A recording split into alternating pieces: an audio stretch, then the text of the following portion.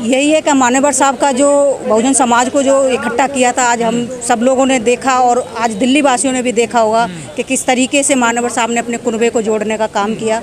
और वो आज कुनबा आज पूरे दिल्ली के हर उस रोड पर आज जो नीला नीला सारी जगह पे दिखाई दिया, तो आज एहसास हुआ। मान्यवर साहब का जो संघर्ष था वो एक संदेश देता है पूरे देश को कि मान्यवर साहब ने तो जो हमारे जो बहुजन समाज की या अपने देश के अंदर जो 6743 जो जातियां हैं, उनमें से 700 जातियों को उनको एकजुट करने का मान्यवर साहब ने काम किया।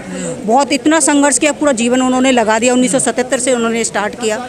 और रही बात हमारे जो बहुजन जो समाज है, ऐसी बात नहीं है कि बहुजन समाज मान्यवर साहब के संघर्ष को समझा नहीं है, क्योंकि हमारे बहुजन समाज पार्टी जो उनके संस्थापक रहे हैं मान्यवर साहब, 4 बार उन्होंने सरकार बना करके दी है। और उन 4 बार की जो पूर्ण बहुमत की जो सरकार बनी है, उस सरकार में वो काम करके था ना। उनके बाद क्या हुआ? हाँ, मैं बताना चाह रही हूँ कि ऐसा नहीं है कि मतलब ये बहुजन समाज मान्यवर साहब के संघर्ष को समझाए तभी सरकारें बनी है। और तो मान्यवर साहब ने यही चीज़ समझाने की कोशिश करी कि जो लोग सत्ता में होते हैं, जो राजा होते हैं, हुकूमत करते हैं, उन लोगों के ऊपर कभी भी जुल्म जाती नहीं होती है। पिछले देखा जाए जी 10 साल से हाशिए पर है मिशन भी और पार्टी भी। अब देखिए, हाँ, यह जो पिछले कुछ सालों से जरूर बहुजन समाज पार्टी का जो ग्रास है वो जरूर हुआ है, पर लेकिन किसी का मनोबल नहीं टूटा है। आज भी लोग पूरी ताकत के साथ उस जो मनोबल लोगों का टूटा है, आज वो फिर दोबारा से खड़े हो रहे हैं, सब एकजुट हो रहे हैं। और वो जो चीज़ नीचे जो जीरो पर हम जो लोग पहुँच गए, उसे दोबारा से हम आसमान पर लाने का काम कर रहे हैं। जी, हम आपको लंबे समय से देख रहे हैं, आप ग्राउंड पे काम करते हैं, नीचे काम करते हैं, कहाँ पर कमी है, दिक्कत कहाँ पर है? देखिए, नेताओं में दिक्कत है या फिर कैडर नहीं लग पा रहा है या मिशन भूल गए लोग?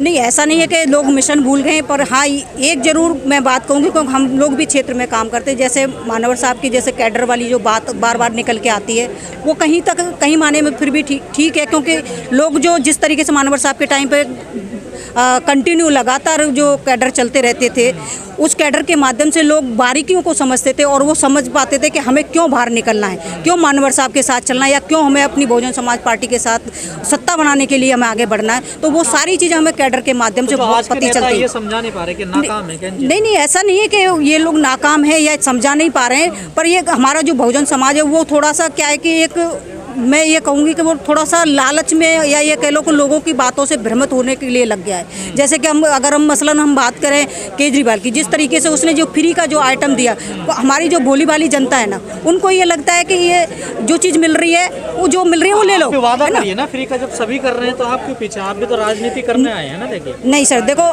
फ्री की जो चीज़ है वो बड़ी महंगी होती है। हम सभी जानते हैं कोई चीज़ कोई फ्री में नहीं आती। जो लोग ये सोच रहे हैं कि ये चीज़ फ्री की मिल रही है, ये कहीं ऐसे ही आ रही है, तो वो गलत हमारे लोगों की वो है सोचने की, जो क्या नाम है, सोचना उनका गलत है इस चीज़ के लिए कि वो हमको फ्री मिल रही है। सच बात तो ये है कि जो चीज़ वो लोग फ्री दे रहे हैं, वो कहीं ना कहीं माने में तुम्हारे किसी न किसी हक अधिकार को तोड़ करके, मरोड़ करके आपको इस तरीके से देने का काम कर रहे हैं। दिल्ली में रहती हैं, अभी 5 तारीख को तमाम लोगों ने यहाँ पर धर्म की दीक्षा ली है, क्या कहना है उसमें? देखो, जो बौद्ध धर्म की जो लोगों ने दीक्षा ली है, बहुत अच्छी बात है, बिल्कुल, क्योंकि बौद्ध धर्म ही एक ऐसा धर्म है जो हमें मानवता का रास्ता देता है, लोगों से लोगों को जोड़ने का रास्ता देता है।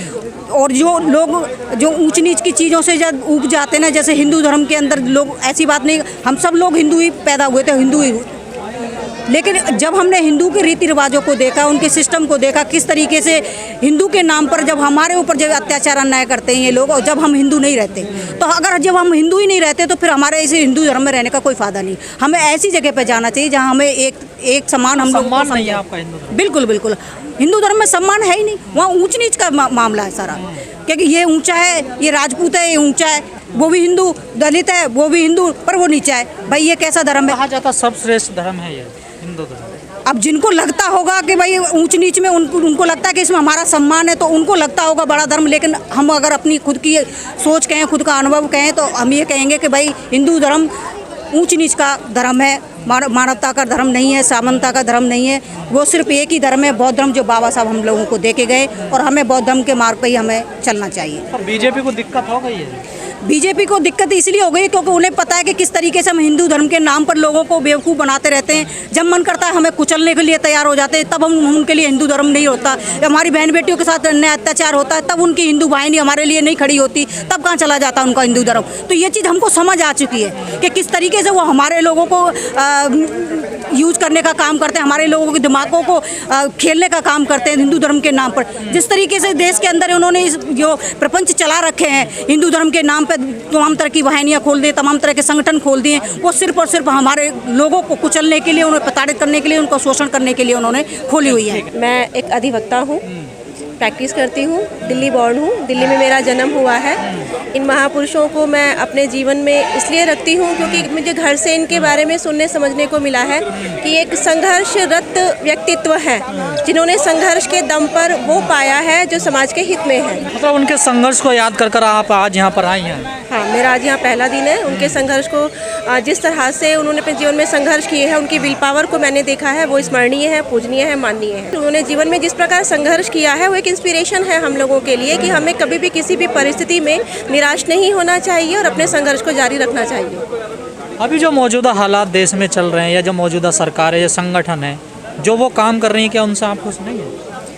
देखिए, सभी अपने जो भी अगर आप बात करते हैं किसी भी दल की, तो उनके कुछ ना कुछ तो मोटिव्स होते हैं और उनके पीछे कोई ना कोई मत के पीछे वो कार्य करते हैं।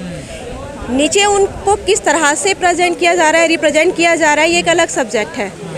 इस पर हम कभी भी बात करेंगे तो भ्रमित हो जाएंगे, एक भ्रम में आ जाते हैं। हर महापुरुष ने हमेशा ही देश को देने की कोशिश की है और हमेशा ही देश का मार्गदर्शन किया है। जो बहुजन समाज है उसके मार्गदर्शन के लिए जितने भी लोग सामने आए हैं वो आगे आते रहे हैं और आते रहेंगे। रहे हो कि हम लोग कितना प्रेम करते हैं यहाँ पर काशीराम जी से, और यहाँ पर हम बारिश में भी आए हुए हैं, तो यही हम लोगों का हार्ड वर्क है। और आगे भी देखेंगे कि हमारे युवा भी लोग आगे कितना ज़्यादा हार्ड वर्क करते हैं और आगे तक लेकर जाते हैं सब तो